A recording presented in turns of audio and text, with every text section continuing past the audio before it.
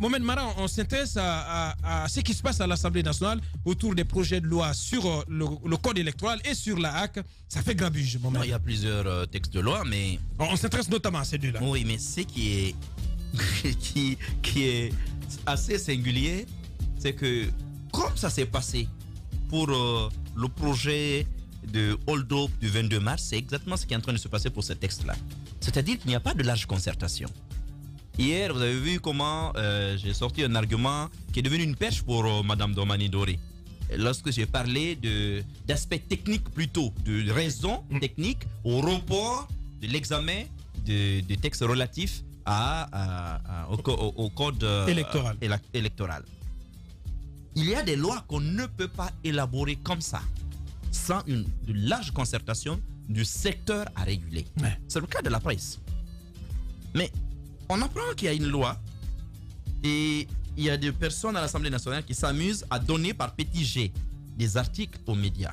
Ouais. Moi, j'aimerais quand même que nous, les médias, nous fassions très attention avec ça.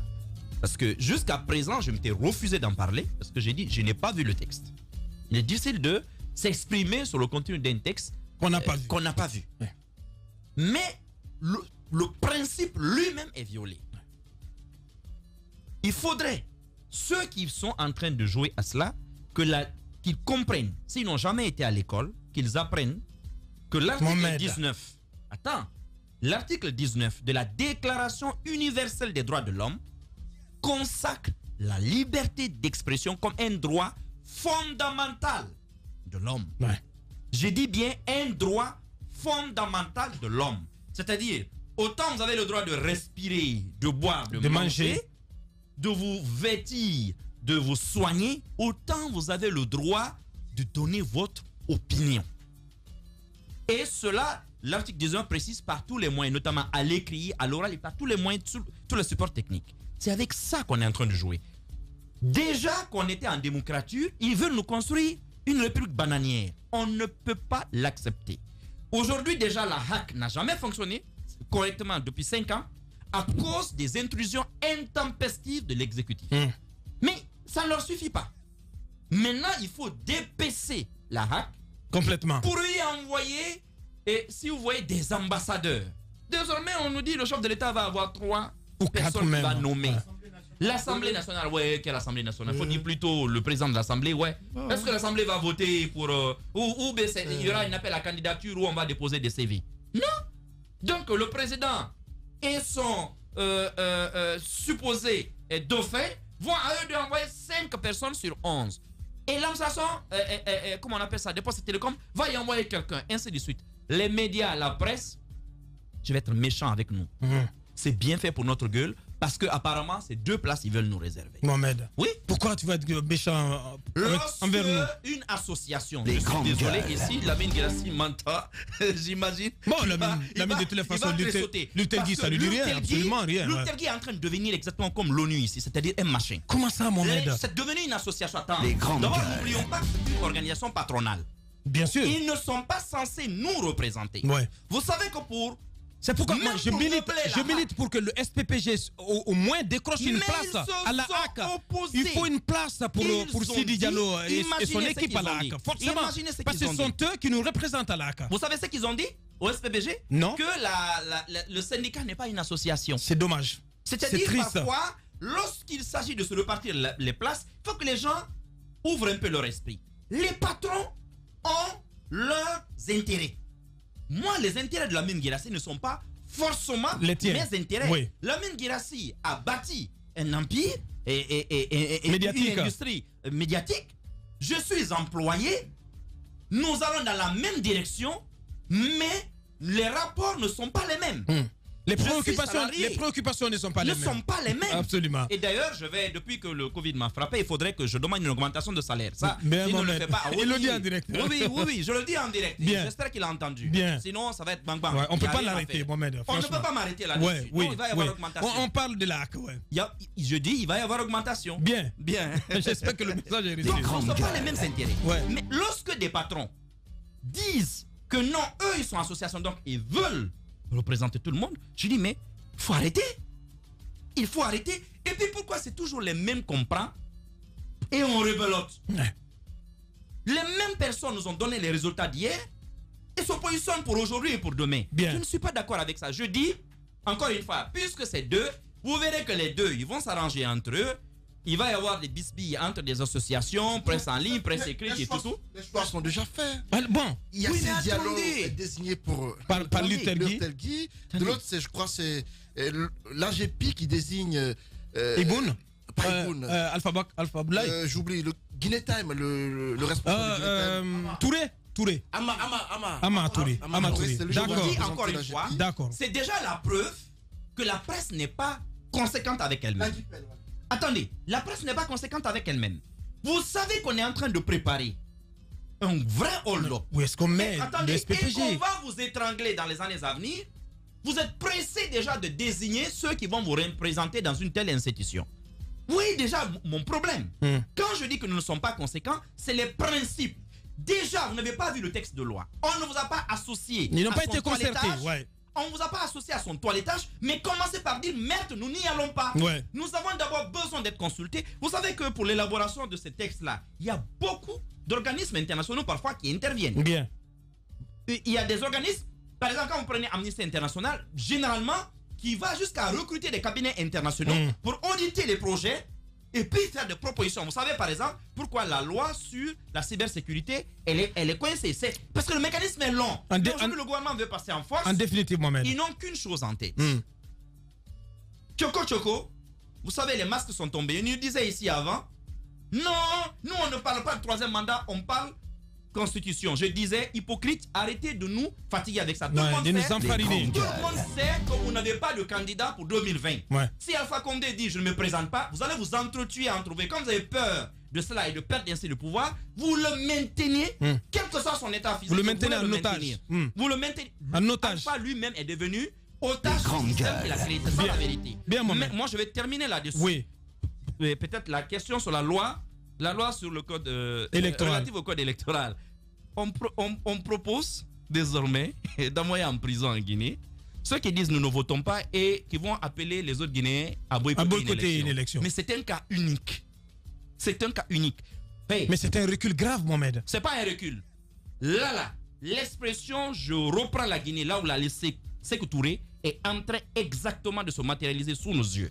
Ça, c'est un pouvoir communiste. Mais dans son sens le plus strict, on est en train de voir s'exercer en Guinée. Mohamed. Vous imaginez que vous êtes obligé d'aller voter ou vous la fermez, vous restez à l'intérieur de votre pays. C'est dommage. On va revenir sur ce point précis. Je pense que dans les numéros de la semaine prochaine. Allez-y, Basseko. Écoutez, la Guinée. Vous êtes en colère aussi contre Luther Guy ou contre qui? Vous êtes fâché contre qui? Non, mais d'abord ceux qui contre la planète entière. Non, pas contre la planète entière, c'est clair. Mais du côté de l'Arak, il faut qu'on revienne sur ça parce qu'il y a un certain nombre d'éléments que Mohamed Mara n'avait pas évoqué. Au-delà des deux places, parce que c'était un véritable recul, une institution logiquement qui doit être composée que des représentants d'associations de presse. Finalement, les associations de presse, les journalistes n'ont que 2 places désormais sur 11. Non, le patronat, de la presse. Non, je vais dire comme ça. Mais au-delà de ça, c'est que désormais, comme la Cour constitutionnelle, comme d'autres institutions républicaines, eh bien, le président de cette institution est désormais désigné par le président. Nommé par le président de la République. Il n'est plus élu par ses pairs. Il n'est plus élu. Et ensuite, vous savez, il y avait des bisbilles autour de la subvention de la RAC. Désormais, le président donc, de cette institution, qui est donc nommé par le président Alpha Condé, est le seul ordinateur désormais du montant, donc de la gestion, du montant qui va être alloué pour le fonctionnement de la RAC. Et l'autre chose est encore plus importante, c'est que la subvention qui va être accordée désormais aux médias, donc médias privés. Finir les médias privés, donc par cette subvention privée désormais. Comment ça? Les médias contestataires, bien par exemple, qui se sont illustrés dans la contestation, dans les dénonciations, n'en bénéficieront pas. Non, pourront bénéficier, mais ils pourraient exactement peut-être vous offrir cette subvention, cette répartition, et bien en fonction de vos rapports, de vos méthodes de travail, de vos dénonciations. Bien. Maintenant, par rapport aux associations de presse, moi je pense qu'il y a certaines associations de presse en Guinée, à mon avis, qui doivent disparaître. Comment ça? Moi, je vous dis, mais comment ça? Luther Guy aujourd'hui n'est plus représentative. Non, n'est plus représentative des radios et des télévisions en République guinéenne. Non, là tu vas dans le décor. Là. Non, tu vas dans le décor. Tu vas dans le décor. Non, c'est mon Non, oui, tu vas dans l'excès, je ne vais pas dans l'excès. Bien. Tu vas dans l'excès. Mais ça, je ne vais pas dans l'excès. C'est une plateforme qui réunit les patrons. Oui, mais je ne vais pas dans l'excès.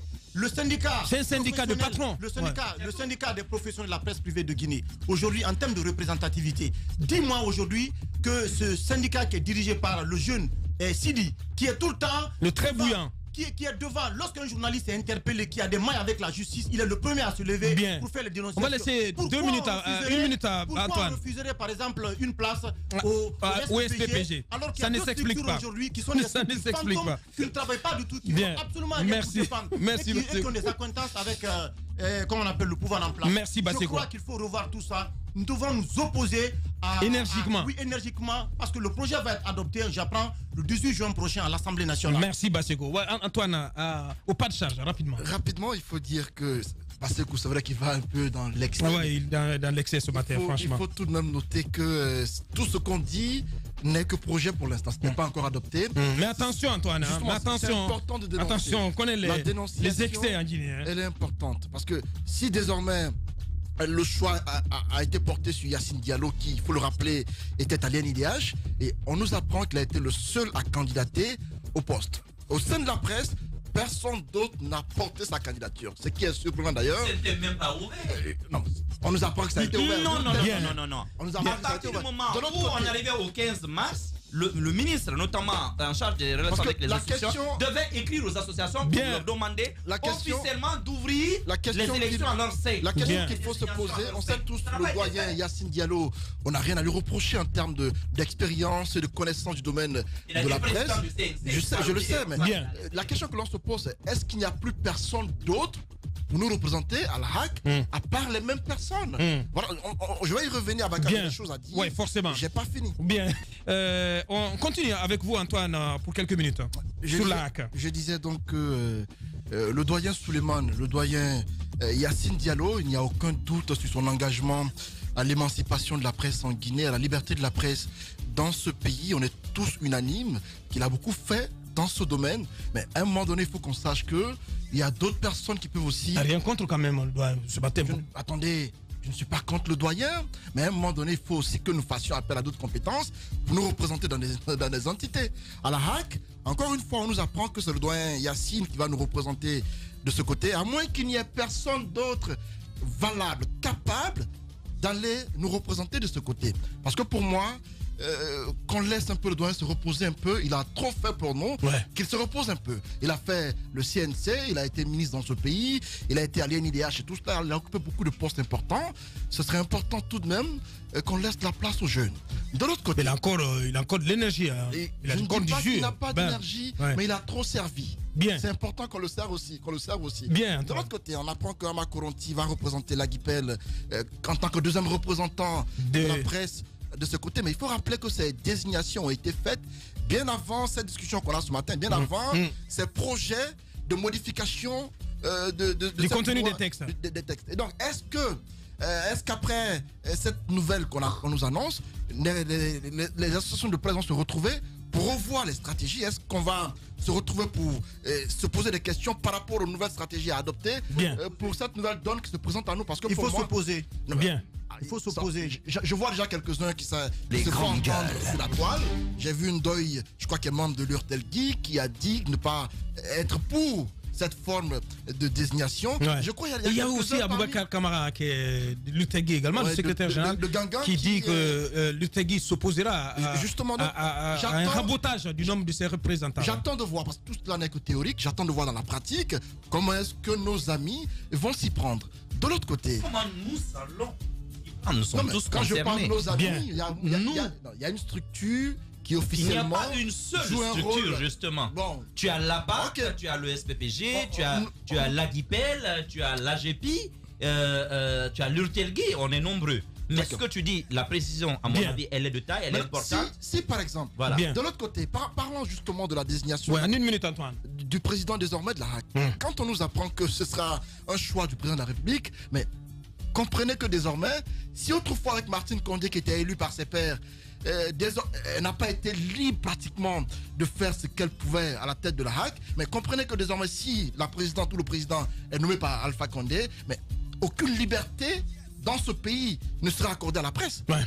Soyez sûr que désormais c'est parti pour une sorte de musulman programmé de la presse. Et je ne suis pas sûr qu'on soit aussi libre qu'on le veut. Bien. Pour clore, par rapport au code électoral, mais j'apprends bien des choses. Si cela s'avère exact, mais c'est foutu pour beaucoup dans ce pays. Ouais. J'apprends que désormais le nombre de députés à l'Assemblée va augmenter. Matoto, par exemple, va avoir 4 députés unis. Tout comme Cancan. Tout comme Cancan, qui vont augmenter. Ce sont des grandes circonscriptions tout de même. Mais est-ce que c'est une raison pour que désormais ces communes, ces préfectures, ces circonscriptions électorales toutes seules, 4 tout de même députés nominaux, c'est assez énorme. De l'autre côté, j'apprends que les chefs de quartier seront nommés par Boulema Condé, par le ministre de l'administration du territoire. Mais ça, un retour à l'ancienne pratique. Justement. Ouais. Mais pour clore peut-être, Mohamed Mara l'a rappelé tantôt, quiconque désormais va appeler à boycotter les élections ou à faire de la violence, mais en cours, ça fait marrer, franchement. 1 mois à 1 an d'emprisonnement, ça fait marrer tout ça. Sortie d'amende. Et quiconque s'attaquera désormais à un bureau de vote pendant une élection va être poursuivi et peut être condamné à 1 an d'emprisonnement ferme et à 1 500 000 d'amende.